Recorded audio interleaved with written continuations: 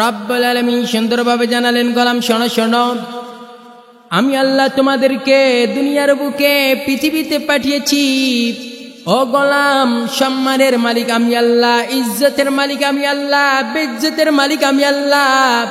আমি রব্বুল আলামিন যাকে চাই সম্মান দেই, আবার যাকে চাই সম্মান দেই না। যাকে ইচ্ছা ক্ষমতার চেয়ারে বসাই, আর যাকে ইচ্ছা ক্ষমতার চেয়ারে বসাই না। সবাই বলেন ক্ষমতার একমাত্র মালিক যিনি, তিনি কে? রব্বুল আলামিন বললেন, সুন্দরভাবে কোরআনুল কারিমে জানিয়ে দিলেন, وَتُعِزُّ مَن تَشَاءُ وَتُذِلُّ مَن تَشَاءُ بِيَدِكَ الْخَيْرُ إِنَّكَ عَلَى كُلِّ شَيْءٍ قَدِيرٌ।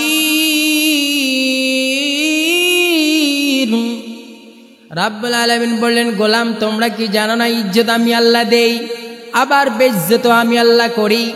তার প্রমাণ হলো মুসা আলাইহিস সালামকে বারবার বললেন, ও মুসা তুমি ফিরআউনকে দাওয়াত দাও।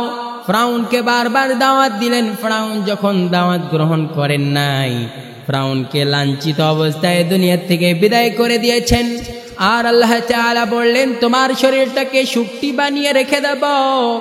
আগামীতে যত তোমার মতো ফিরআউন আসবে, খোদা বলে দাবি করবে, রব বলে যারা স্বীকার করবে, তাদেরকে আমি আল্লাহ লাঞ্ছিত অবস্থায় দুনিয়া থেকে বিদায় করে দেব। রব্বুল আলামিন সুন্দরভাবে আবারও জানালেন, তোমরা যখন বিশ্বনবী সাল্লাল্লাহু আলাইহি সাল্লামের মাধ্যমে জানিয়ে দিয়েছেন, মানুষ যখন দুই সময় তওবা করে, সেই তওবা কখনো কবুল করে নেওয়া হয় না। এক নম্বর হলো বাদাল গরগরা, গরগর গরগর যখন শব্দ চলে এসেছে এবং কি মালাকুল মউত মাথার সামনে এসে হাজির হয়ে গেছে, ওই সময় তোমরা যদি বারবার তওবা করো, কশিনকালে হলেও তোমার তওবা কবুল আর হবে না। দুই নম্বর হলো বাদা তুলুই শামসি ইলা মাগরিবিহা, সূর্য বর্তমান অবস্থায় পূর্ব দিকে উঠে পশ্চিম দিকে ডোবায়, ওই সময় সূর্য পূর্ব দিকে নয় পশ্চিম দিকে উদিত হবে, পূর্ব দিকে ডুবাবে। ওই সময় তোমরা যদি বারবার তওবা করো, তোমার তওবা কশিনকালে হলেও কবুল হবে না। কেমন সম্মান দিলেন আল্লাহ তাআলা মুসা আলাইহিস সালামকে, বেইজ্জত করলেন। এইদিকে বেইজ্জত করেছেন ফিরআউনকে, এইদিকে ইব্রাহিম আলাইহিস সালামকে আল্লাহ তাআলা তেনার সম্মান উঁচু করে দিয়ে দিলেন, তেনার সম্মান বজায় রাখলেন। আর নমরুদকে দৃষ্টান্তমূলক শাস্তি দিয়ে সামান্য একটা ন্যাংরা মশা দিয়ে দুনিয়ার থেকে বিদায় করে দিয়েছেন। ঠিক কিনা বলেন? আজ দেখেন ইতিহাসগুলো পড়ে পড়ে ইব্রাহিম আলাইহিস সালাম দাওয়াত দিলেন, নমরুদকে বললেন, নমরুদ তুমি দাওয়াত গ্রহণ করো। নমরুদ যখন দাওয়াত গ্রহণ করেন নাই, লাঞ্ছিত অবস্থায় আল্লাহ তাআলা দুনিয়া থেকে বিদায় করেছেন। ইব্রাহিম আলাইহিস সালাম বারবার বললেন, কালিমা পড়ো, ইসলাম ধর্ম গ্রহণ করো। ইসলাম ধর্ম গ্রহণ করেন নাই, কালিমাও পড়েন নাই। নমরুদকে সামান্য একটা ন্যাংরা মশা দিয়ে জুতা পিটা করে দুনিয়া থেকে বিদায় করে দিয়েছেন। ঠিক কিনা? আর আমার বাংলাদেশেও দেখেন তাকিয়ে, ইজ্জত আল্লাহ তাআলা দিয়েছেন। ক্ষমতার চেয়ার পেয়েছিল, কিন্তু ক্ষমতার চেয়ার পেয়ে ইসলামকে উৎখাত করতে চেয়েছিল, কোরআনকে উৎখাত করতে চেয়েছিল, কোরআনের আইন বাস্তবায়ন করতে চায় নাই। নিজের মতদর্শের আইন সে বাস্তবায়ন করতে চেয়েছিল, নিজের বানানো আইন তিনি বাস্তবায়ন করতে চেয়েছিল, কিন্তু আল্লাহ তাআলা এমন এক শাস্তি দিয়ে দিলেন, জুতা পিটা করে বাংলার জমিন থেকে তাড়িয়ে দিল্লি পাঠিয়ে দিলেন। ঠিক কিনা? এই জন্য আগামীতে যারা ক্ষমতার চেয়ারে বসবে, মাপে কুচে বসবেন। কারণ দেখেন রব্বুল আলামিন কি না কি করতে পারেন। এই যে আমার বাংলাদেশে যে প্রধানমন্ত্রী ছিলেন, সেই প্রধানমন্ত্রী পর্যন্ত ভালোভাবে টিকে থাকতে পারে নাই, নিজের মতদর্শের আইন বাস্তবায়ন করতে চেয়েছিল। আলেমেরা বারবার দাওয়াত দিলেন, ইসলামের দাওয়াত দিলেন, কোরআনের দাওয়াত দিলেন, তাওহীদের দাওয়াত দিলেন, আর বললেন ক্ষমতার চেয়ারে যতদিন পারো, 40 সাল পর্যন্ত তুমি থাকতে চেয়েছো, 40 সাল পর্যন্ত থাকো, কিন্তু তুমি কোরআনের আইন যদি বাস্তবায়ন না করো, কোরআন দিয়ে যদি দেশ পরিচালিত না করো, যুগ শ্রেষ্ঠ একজন আলেম আমি মনে করি আল্লামা দেলাওয়ার হোসেন সাঈদী, তিনি বলেছেন যে কোরআন দিয়ে দেশ পরিচালিত করেন। কোরআন দিয়ে দেশ পরিচালিত যদি না করো, পালাবার মতো ইঁদুরের গর্ত আর রাস্তাও খুঁজে পাবা না। সেই বুবু পালায় গেলেন, বরখা পড়ে চলে গেলেন, আর বাংলাদেশে আসারও আর ভাগ্য জুটে নাই। আমরাও বলি বুবু আসো, তোমার জন্য আয়না ঘর তৈরি করে আছি, ঠিক কিনা? বুবু আইসো, তোমার জন্য আয়না ঘর তৈরি করে রেখেছি। হাজার হাজার মা বোনদের কোলগুলো খালি করে দিয়েছ, ইসলামের বিরুদ্ধে কথা বলেছ, আলেমদেরকে ধরে ধরে জেলখানায় বন্দি করিয়েছ। চিন্তা করেছ, মনে মনে ভেবেছ মনে হয় আমি বেঁচে যাব, কিন্তু না, আমার আল্লাহ যদি পাকড়াও করে, আমার আল্লাহ যদি তোমাকে ধরে, পৃথিবীর কারো শক্তি নাই, পৃথিবীর কারো শক্তি নাই আল্লাহ তাআলার কাছ থেকে কেউ কেড়ে নিতে পারে। রব্বুল আলামিন চেয়েছিলেন তোমার এমন কিছু শাস্তি দুনিয়ার বুকে দিব। আজ দেখেন ভারতে গিয়েছে, দিল্লিতে গেলেন, কিন্তু বাংলাদেশে আসার আর ভাগ্য জুটে না। আসেন, 18 কোটি মুসলমান তৌহিদি জনতা সকলেই তোমার বিচার করবে, কেউই ঠেকাতে পারবে না বাংলার জমিনে।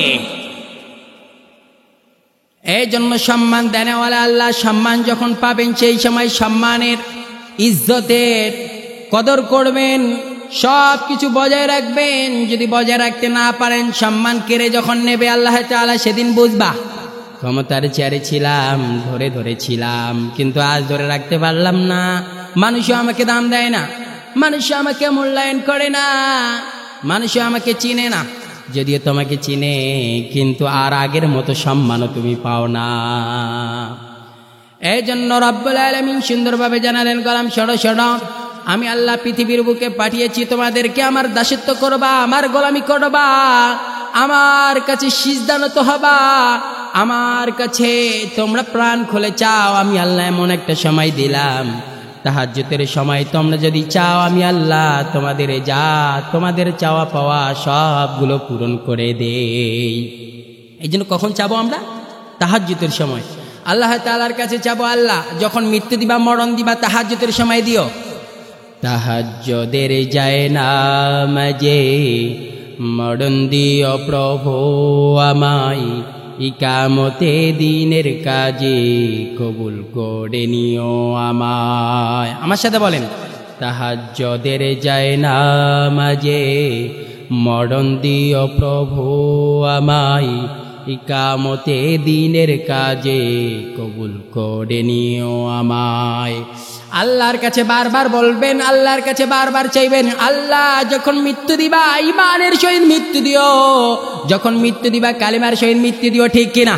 ও আল্লাহ, যখন মৃত্যু দিবা শহীদ মৃত্যু দিও, এমন মৃত্যু দিও না যে মৃত্যুতে ও মালিক কবরের মধ্যে যাওয়ার পরও শাস্তি হয়। এই মৃত্যু চাই না, তোমার কাছে ওই মৃত্যু চাই যেই মৃত্যু দিলে আয় আল্লাহ পরকালীন জীবনে সুখে থাকা যায়, সেই মৃত্যু দিও।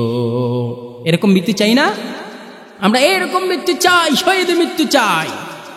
মরতেই হবে যখন শহীদি মরণ দিও আমাকে, মরতেই হবে যখন শহীদি মরণ দিও আমাকে। শাহাদাত জানি শুধুই জীবন, সে জীবন দিও আমাকে, মরতেই হবে যখন শহীদি মরণ দিও আমাকে।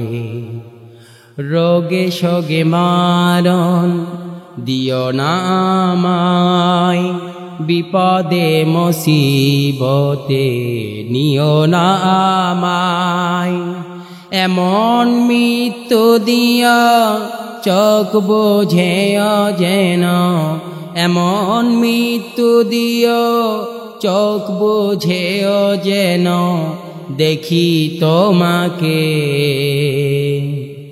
মরতেই হবে যখন শহীদি মরণ দিও আমাকে।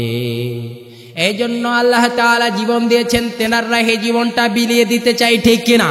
যেই মালিক সৃষ্টি করেছেন, যেই মালিক আমাদেরকে বানিয়েছেন, সেই আল্লাহর কাছে মাথা নত ছাড়া পৃথিবীর কারো কাছে মুসলমান মাথা নত করতে পারে না, ঠিক কিনা?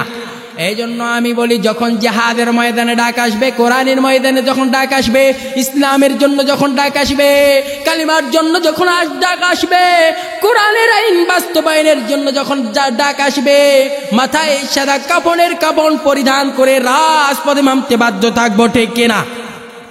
আমাদের এই জন্য তৈরি হওয়ার দরকার আছে না নাই? তৈরি হয়ে থাকবো। বিশ্ব নবীর জন্য যদি আমাদের রক্ত দিতে হয়, রক্ত দেব, জীবন দেব, ফাঁসির মঞ্চে ঝুলব। কোরআনের জন্য যদি রক্ত দিতে হয়, জীবন দিতে হয়, ফাঁসির মঞ্চে যদি ঝুলতে হয় ঝুলব। ইসলামের জন্য যদি রাজপথে নামতে হয়, প্রয়োজন পড়লে রক্ত দেব, জীবন দেব, ফাঁসির মঞ্চে ঝুলব। কোন নাস্তিককে আর বাংলার জমিনে দেখতে চাই না। এটা আমাদের মানতে হবে, মেনে নিতে হবে। আল্লাহ তাআলা আমাদের সকলকে বুঝার তৌফিক দান করুক। চিল্লায়ে বলেন আমিন।